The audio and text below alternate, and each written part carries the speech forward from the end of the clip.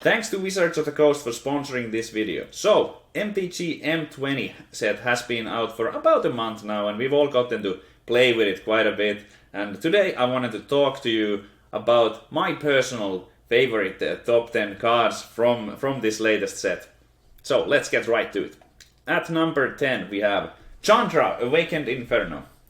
Okay, I have to admit that maybe Chandra has not made a huge splash on the format, at least just yet, but it's one of my personal favorites. I'm always in the lookout for what deck can I possibly put Chandra into, and I do think there's quite a bit of power there. Cannot be countered.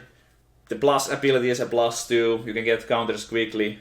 Has both an AoE, dealing damage to all creatures, and a single target removal. Very flexible card. 6 mana, obviously, is quite a bit, but oh boy. I feel like, especially maybe if the amount of Planeswalker hate on the format, if it goes down a little bit, maybe Chandra could find even a better place. I think that even if the card isn't getting played that much right now, I think Chandra is very powerful.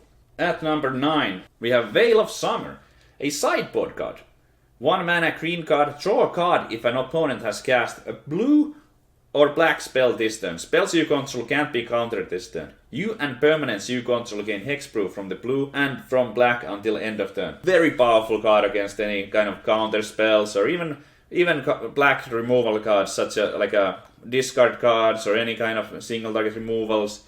You can play this as a response to a Thought Eraser or anything really. If those are the colors that you are facing against it, you never feel too bad about having Vale of Summer available. Such a strong card, one of my favorites from the sideboard, and I expect to see it quite a bit in the future as well. At number 8 we have another sideboard card, this time a black card, Noxious Craft. 2 mana black card that is an instant, destroy target creature or planeswalker that's green or white. You gain 1 life. Wow. Okay, so if you happen to be playing against some Teferis maybe, here's an efficient card to remove the Teferi with. In those, if you are playing against creatureless decks too, just having the 2 mana planeswalker removal to sideboard in to take out a card that maybe targets only creatures can be strong, or any kind of white, green, like there's just so many situations. I certainly expect this card to keep popping up in many sideboards for black decks. If you are playing black and you are unsure how to fill your sideboard, maybe Noxious Craft could be it. At number 7, we are Drawn from Dreams.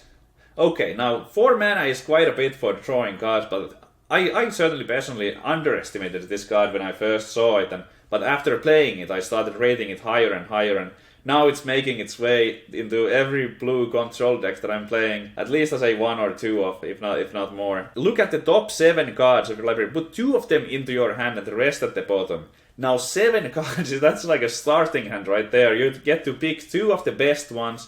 Oftentimes it is the most powerful cards, or if you are maybe already a little bit ahead, you can take a counter spell, or just any kind of like value cards, planeswalkers. It's just so strong if you're in a matchup where you have the time to cast this. Sometimes maybe a little bit too slow, I have to admit. Does not have any immediate impact on the board, so maybe something you sideboard out against the most aggressive decks, but very, very powerful card to give some fuel to decks such as maybe Grixis. If you like playing Grixis, that's a deck that I often struggle with drawing the right amount of threats and the right amount of lands.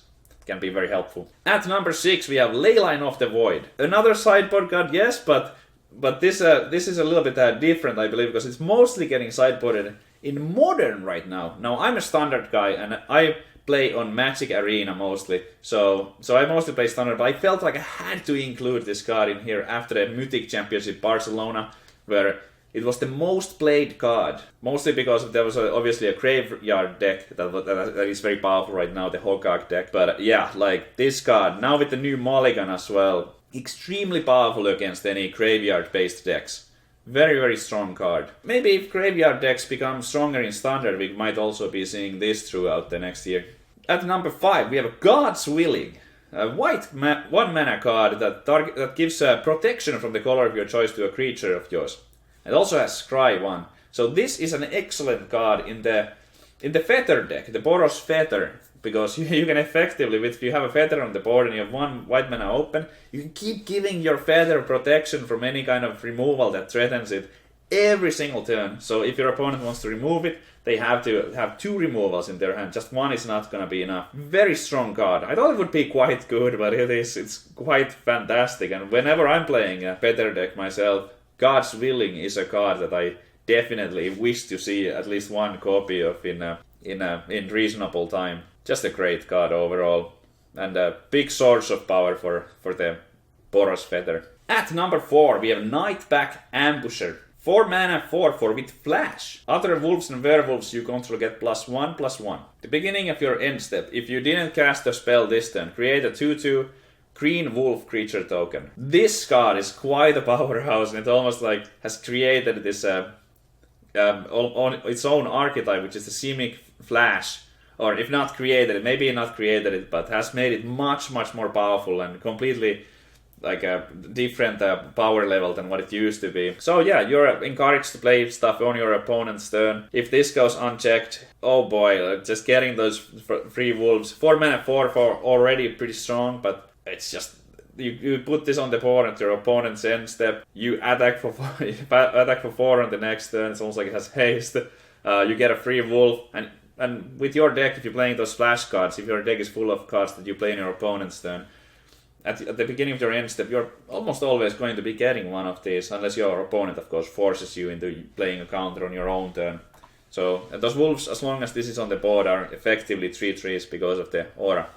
Very strong card. Number 3 is Soaring Imperio's Bloodlord. Yeah, 3 mana, 4 loyalty to begin with. He's the vampire guy of the set, I suppose. Like vampires is maybe a strategy that's is very popular among like newer players. Like at least that's how it has often tended to be those like thematic decks. But vampires have always been kind of like well, it's not that strong and stuff. But after playing with this quite a bit, vampires are a real force to be reckoned with. Vampires are really strong, and this card is absolutely amazing.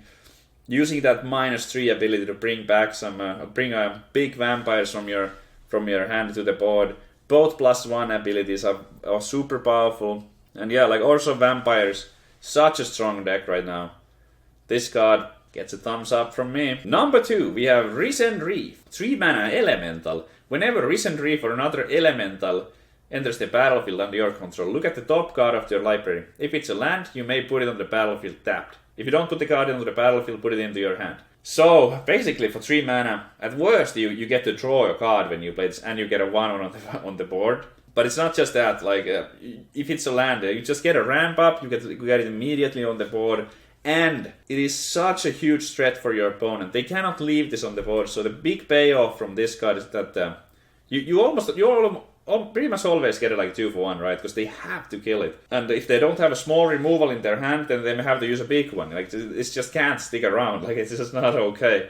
And trying to return this to hand with, let's say, Teferi is kind of not that efficient either because of the enter the battlefield effect. Big source of power for the elemental decks that have been popping up here and there now. There are a few more other elementals that I could have chosen for this list, but I decided to go with just this one, since it feels like this is the kind of the centerpiece of the elemental strategy to me. Extremely strong card, and feels like it fits well in the meta as well. And at number 1, Field of the Dead.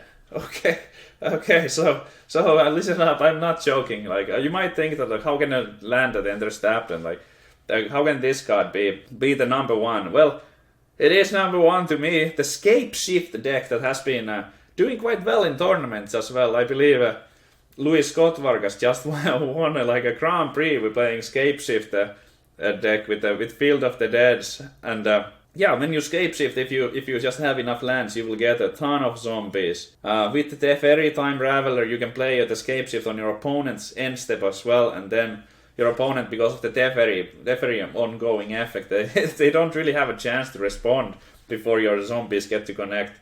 It's a super powerful in that deck. I don't really think that this card is gonna find any like other homes than that Scape Shift deck.